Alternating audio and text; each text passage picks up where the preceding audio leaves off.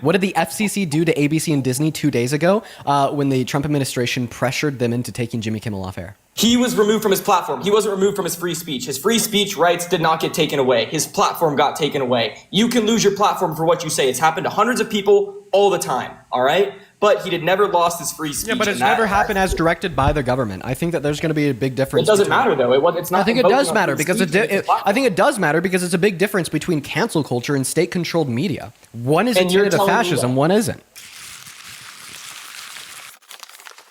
What's up, man? Do you support Trump? Yes, I do. And how old are you? 21. 21. What year are you born in? 04. And what time is it? 5:44. What state are you in? Indiana. Awesome, man. Go ahead and take it away. Tell us why the hell you support Trump as president. I mean, honestly, I don't really support like immigration. I don't think it's a good idea, just especially with how tense the world is right now. And I feel like there was tense in general. Like I don't think anyone really likes America. I don't see why they would. Like people like literally worship demonic figures and like act like they're fucking animals here. Oh yeah, all the kids pissing in litter boxes in the schools. Yep. Yeah. No, man. I remember when I was. I don't even know what you're talking about. I remember when I was in high school. Everyone was pissing in a litter box. Yep, that's right. I remember that. Everyone was doing it. It was the new thing. Now, to go back to your first statement, you're telling us you support Trump because you want less immigration into this country. That is the most ridiculously, astoundingly false, most insane thing I've heard ever, quite frankly. So can you please give us one reason why less immigration into America would help our country? I think it's. I mean, if you look at the timeline of the United States of America, we literally just had a terrorist attack like less than, what is that? Fucking 20 years ago, like 24 years ago.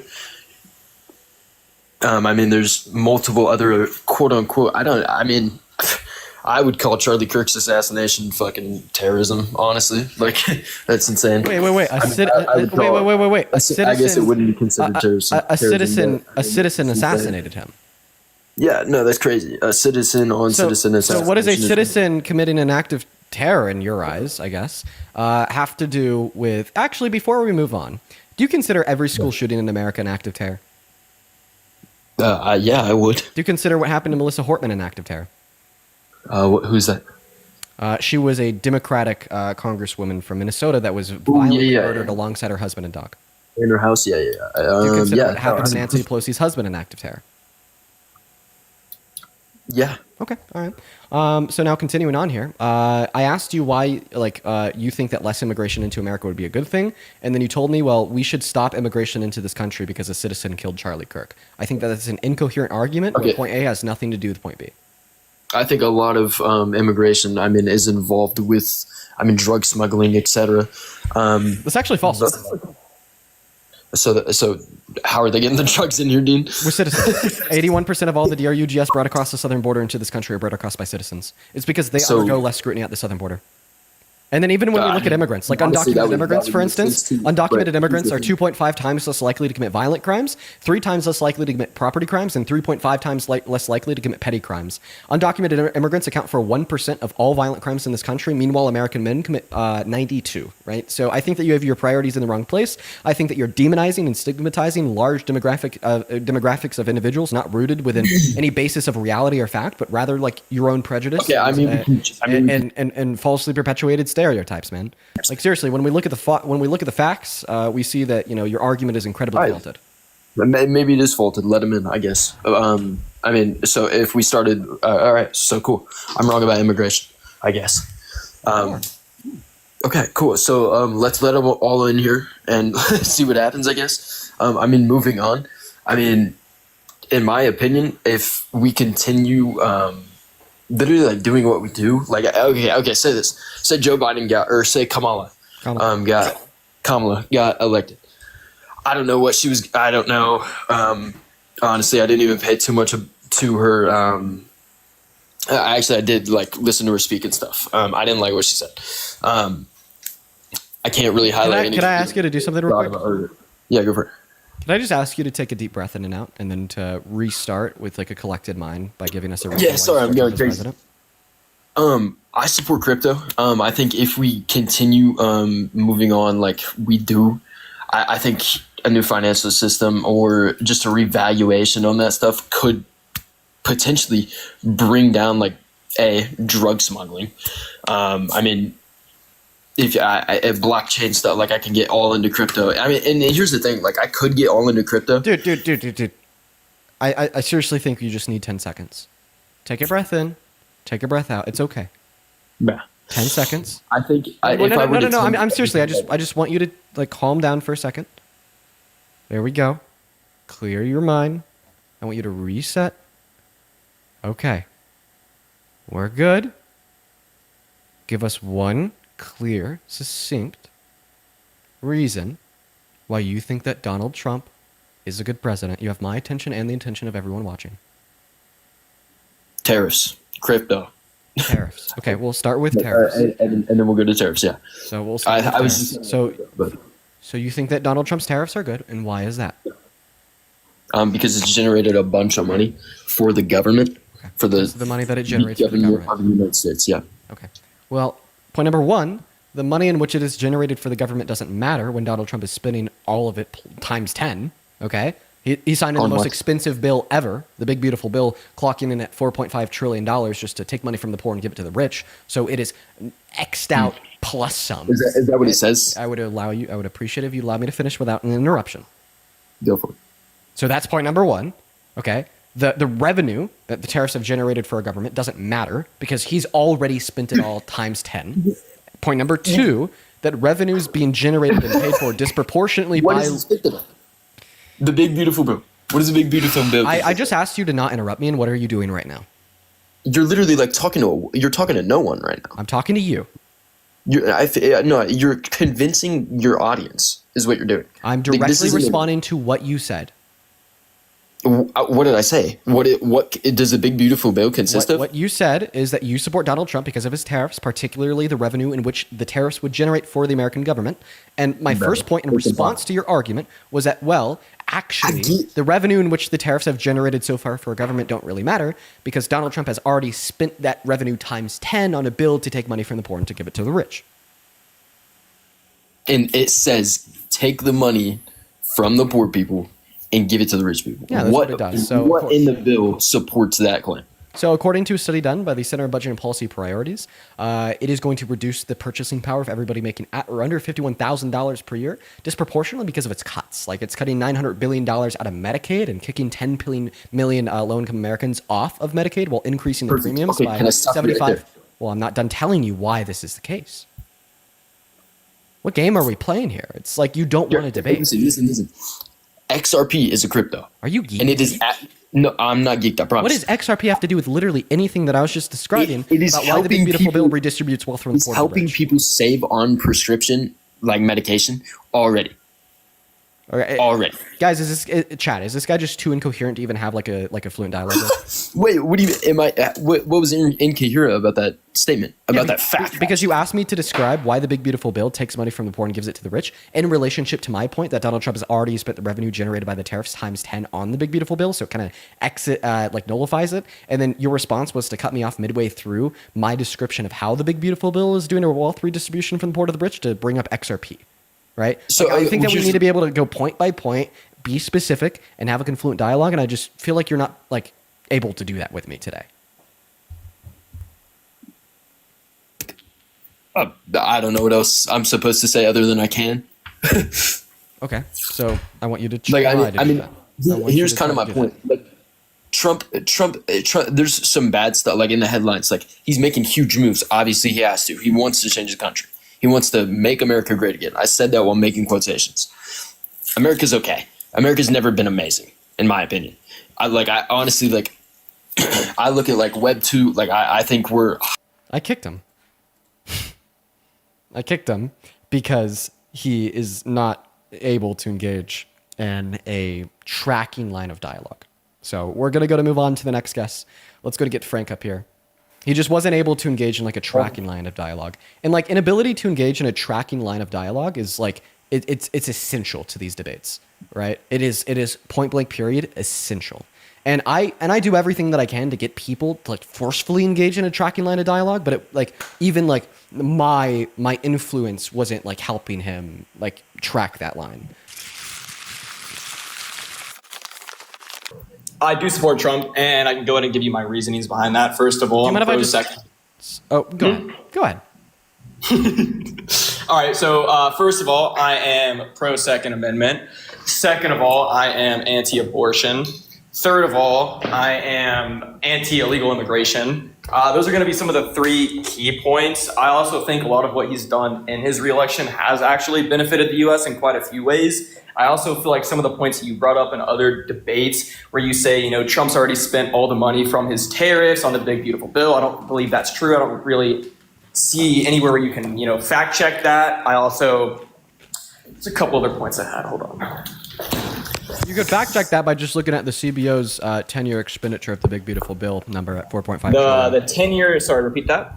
You could fact check that by just looking at the CBO's 10-year projection of the expenditure of the big, beautiful bill generated by by it being signed into law. But I want to respond to a projection, not. Yeah, that's what we use in economics is projections. So now I want to respond to the first couple points that you brought up. Okay. The first point that you brought up was that you're pro-2A and that's why you support Trump. So in other words, you think that Donald Trump is going to safeguard the Constitution and the rights in which it guarantees to us? I think he likes and supports the Second Amendment, and that's the point I'm making. Okay, but not that he likes and supports the rest of the Constitution, which should make you concerned about the Second Amendment. I would say he would uphold the Constitution, yes. Okay, so and he supports the Constitution, yes. Well, so we'll have the general debate about the Constitution as a whole, and even a specific debate about the Second Amendment. And I think that this is where you lose. Okay. Okay. We have not had a president like Trump in a very long time. He is not a president that wants to play by the rules. He is a wannabe all-powerful leader that wants to set the rules, okay? In the last 200 days, he has infringed on the First Amendment. He has called for an infringement on the Second Amendment. He has infringed on the 14th Amendment. And he's called for the termination of the 22nd Amendment. Well, let's go through these one at a time, though, because these are a lot of points. So let's go through them one at a time. And I assume the first point you're bringing up with the First Amendment is the obviously the firing of Jimmy Kimmel. So for the First Amendment, he infringed upon the First Amendment when he attempted to ban the burning of the American flag, as burning the American flag was ruled as protected under symbolic free speech by SCOTUS in 1989, alongside his statement yesterday when he said that the media has no right to criticize him. Okay, but wouldn't you agree that, in a sense, burning the American flag is a disrespect to our country? I actually think that in some senses, it is respectful to the country and condemnation of a fascist government in which we should condemn and get out. But even if I were to accept that it is disrespectful to the country, well, guess what? The First Amendment is supposed to protect speech that is considered disrespectful to those in power. If you ask one of those old school GOP Republicans, if you allow me to finish. The American flag represents sacrifice, freedom, all sorts of things, right? Burning it is literally disrespecting the people who fought for our country. Freedom of speech is important, but there should be limits when actions are deliberately dishonoring national symbols. So yes, in a sense, that's kind of that argument, and specifically, in my opinion, it's hard to find a right or wrong there because there's just a lot of controversy behind it. And to some people, yes, it could be, in a sense, not disrespectful, but to others who have done lots for this country, it is very disrespectful. So there should be limits when actions are deliberately, to dishonor the nation. It's going to be even harder to find truth if you keep interrupting everything I say. Sorry. Okay, so point number one. I think that you're right. A lot of veterans think that burning the flag is disrespectful to their service. But even more veterans think that banning the burning of the American flag is even more disrespectful to their service, as they were willing to lose their lives to defend the rights that the Constitution guarantees into this, and that is one of them, right? If you ask an old school GOP Republican what their thoughts are on the rights in which the Constitution guarantees to us, including free speech, what they'll tell you is that we're like no other country in the world, right? And obviously, this isn't what I think, but this is what I've heard a lot, especially from 60-year-old white men that are super Republican and constitutionalists, and that we have rights here that no one else, anywhere else in the world has, and the governments of other countries are totalitarian and fascist by nature, and they want to infringe upon the liberties of their citizens, and they don't want condemnation, disrespect, or pushback from any of their constituents. And guess what? Now you're telling me that you think the government is well within their rights to condemn and criminalize speech in which is deemed as disrespectful to the regime in power, which is more like a dictatorship than anything I've ever seen from any Democrat in my life. And arguably, even if I concede for the intents and purposes of our discussion that burning the flag is anti-American, it is even more anti-American to ban things in which are perceived as anti-American, right? So I think that is a really important consideration for you to make. And this doesn't even begin to start the conversation about how I think in many contexts that burning the American flag can be an act of patriotism, as that conversation is just simply not required to determine what is free speech or what is not free speech. All right. Well, I mean, what about Woodrow Wilson? He signed an Espionage Act in 1917 that jailed Americans for criticizing the government, draft, or war effort, and he was a liberal. So, fuck that Espionage Act. Or Barack Obama when he, or like, you got to reach all the way back to Woodrow Wilson. You're doing great. But I agree. I've never heard about this act. That's crazy, though. Yeah, we shouldn't be doing that. We shouldn't be imprisoning people that criticize the country. That's insane. Didn't Barack Obama also expand prosecution of government whistleblowers under the Espionage Act, which obviously made it even worse? Government whistleblowers are individuals who shared classified information publicly, which is illegal. And that has nothing to do with the protections offered under the First Amendment. In fact, if you want to argue that it shouldn't be illegal to share classified information publicly, then you're basically just disputing like the basis and nature of classified information and its circulation within the American government. Well, what about Joe Biden's?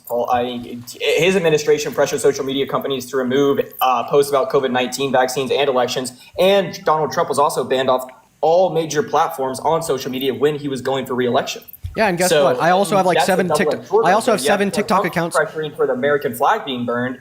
But in my opinion, that's a whole lot less than, banning your political opponent on all social media platforms, removing posts about COVID-19 vaccines and elections. That seems way worse. Okay. Well, point number one, you made a massive equivocation at the end of your statement there. You said that Donald Trump was banned on major social media platforms after he tried to rig and steal the outcome of the 2020 election and launched an insurrection, which led to 72 different police officers. We could get into the... Would you stop interrupting me, Donnie? All right, sorry. Thank you. So at the end of the statement, once again, you made a major equivocation there. Yeah, Donald Trump was banned off of almost every single major social media platform after he tried to coup and rig and steal the election from Biden in 2020, launching the largest internal attack and critique on the American government since the Civil War. But that wasn't directed and or influenced by the government. That was the decision of the owners and proprietors of these platforms. It'd be ridiculous for me to suggest that because I personally have had 7 different TikTok accounts permanently banned by TikTok, that therefore, like the commander-in-chief and those running the government are to blame and or culpable when it had no influence directly from them. And that is what you are now attempting to state as it would relate to Donald Trump and his accounts being banned following his launch of the largest attack on the American democracy since the Civil War. Now, to the first point about the Biden administration pressuring different platforms into banning misinformation on their platforms surrounding the pandemic, do you condemn that? Could you repeat that? Now, surrounding your first point, talking about the Biden-Harris administration attempting to influence social media platforms into banning circulating misinformation about the pandemic, do you condemn that? I condemn social media platforms intentionally spreading misinformation about something as important as COVID-19. Wait, so then you're telling me that you actually agree with the Biden-Harris administration? Fuck, that was easy.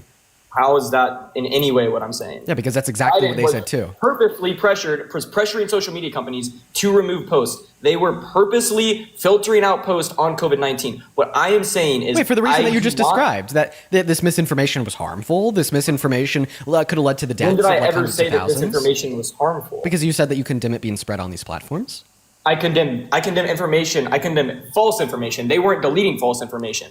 You can claim they were just deleting false information, but that's a whole other debate we could get into because I personally would disagree with that fact. I think they were purposely and intentionally deleting information that was valuable to the public to what? Words aren't wording.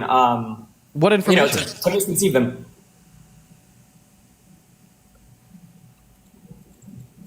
Hello? What information? Like I said, I couldn't point out facts. Could you point out facts of information that they took down that was false? Yeah, like for instance, if Joe Biden had a conversation with Mark Zuckerberg and employees of Facebook to very specifically delete misinformation on Facebook, such as like arguing that the vaccine would kill you or give you autism, when in all reality the vaccine is something that saved millions of lives, right? But now you are actually saying otherwise, attempting to argue and telling me and everybody else listening that they were directing and asking, platforms such as Facebook to take down like true information, which would be vital and necessary for individuals in this country to know. That was essentially your claim. I could roll back the clip on YouTube around a minute and a half and we could hear you repeat that. So I'm just curious, what information did the Biden-Harris administration simply ask the Facebook to take down that had to do with like vital, necessary information that was important for the public to know? If you don't know, just say so I can move on to my next big point. I mean, what I know for a fact, and maybe this won't answer your point, maybe it will. Zuckerberg told senior officials that Biden was repeatedly pressured Facebook during 2021 to remove posts about COVID-19 that did include satire, but he also said, in hindsight, some moderation choices that Facebook made were very difficult decisions. You can literally just go watch Mark Zuckerberg's conversation with Joe Rogan. I mean, I listened to that on a plane flying back from LA like 6 months ago. Yeah, Mark Zuckerberg went into the specifics. Like it was like literally like people like stating, or I guess like jokingly stating in some circumstances, that the vaccine's going to kill you or it's going to give you autism. Okay, well, you know what? Fair. I'll give you that point. You can out-debate me. I'll give you that. My levels aren't at your levels yet, so let's move to the next point. Okay, well, this next point is going to be really important because did the Biden-Harris administration threaten Facebook with any negative repercussions if they were not to take down that misinformation? I'm sorry, repeat. I interrupted you. Did the Biden-Harris administration threaten Facebook with any negative repercussions from the government if they were not to take down that misinformation? Once again, I don't think I know. The answer is no. And what did the FCC do to ABC and Disney? Sorry, repeat that again. What did the FCC do to ABC and Disney 2 days ago when the Trump administration pressured them into taking Jimmy Kimmel off air? They were gonna cut their. They were gonna. You finish it for me. I don't know what it is. They were gonna cut something. Yeah, they were gonna take away their license and fine them to hell. Okay, and then even the day after that, yesterday, when Donald Trump was being interviewed by journalists on Air Force One, he said not only do media organizations not have the right to critique him, but they don't have that right because they're licensed by the FCC, and the FCC could revoke their license, penalizing them if they do critique him. So those are the really big differences between what Trump did yesterday, what Trump is like speaking on today, condemning free speech and infringing upon the media's ability to critique him by threatening to revoke their licenses or penalize them through the FCC, and what the Biden-Harris administration did by just simply requesting Facebook to take down harmful misinformation that literally could have killed people. First and foremost, critiquing Trump on air doesn't kill people. In fact, it probably would help in the reduction of deaths through his terrible policy by rising public support against Donald Trump and his policy. And meanwhile, Donald Trump was actively threatening with repercussions if they were to not stop critiquing them.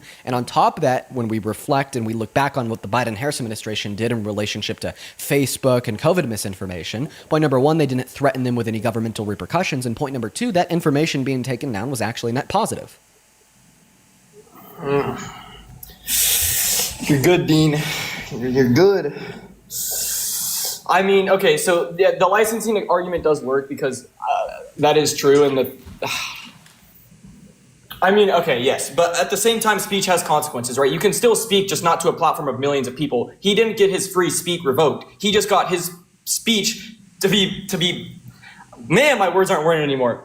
Because he was removed from his platform. He wasn't removed from his free speech. His free speech rights did not get taken away. His platform got taken away. You can lose your platform for what you say. It's happened to hundreds of people all the time, all right? But he never lost his free speech. Yeah, but it's never happened as directed by the government. I think that there's going to be a big difference. It doesn't matter, though. It's not. I think it does matter because I think it does matter because it's a big difference between cancel culture and state-controlled media. One is a tenet of fascism, one isn't.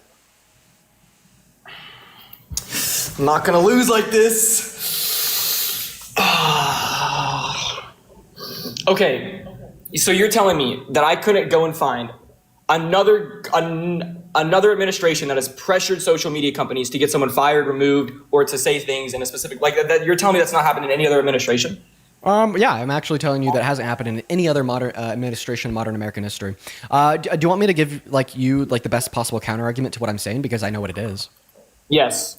The closest thing in proximity to what Donald Trump is doing right now that any liberal or Democrat has ever done was in 2018. We had somebody on Fox News, I believe, that had tweeted out incredibly racist things over on Twitter, and then Michelle Obama called somebody involved with Fox News and was like, "Hey, you should fire this person." But that was 2 or 3 years after the Obama administration was over, and it was Michelle Obama who wasn't the president and didn't have any official role outside of being the first lady. So that's going to be the closest thing in proximity to what Donald Trump is doing today. But still, yeah, that wasn't an active administration nor a participating member in an active administration with a government position. Hold on.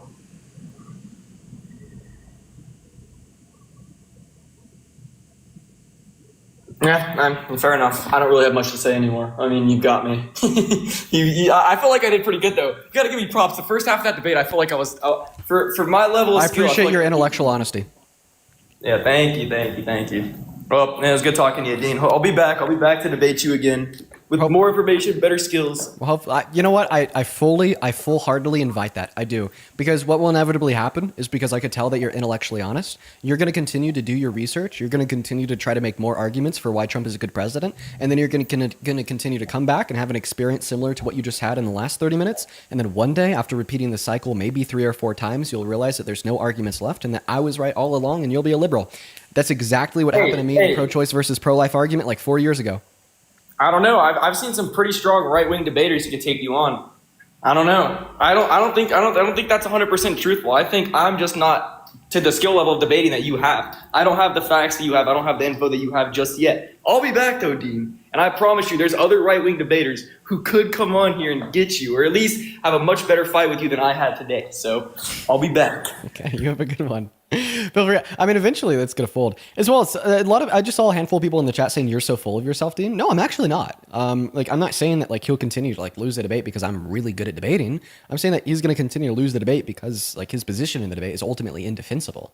Remember, the words that we're exchanging in conversation on this live are ultimately going to be rooted inside of reality. And the point of debate is to determine who is right and who is wrong. But ultimately, if somebody's wrong, they're not going to be able to prove that they're right.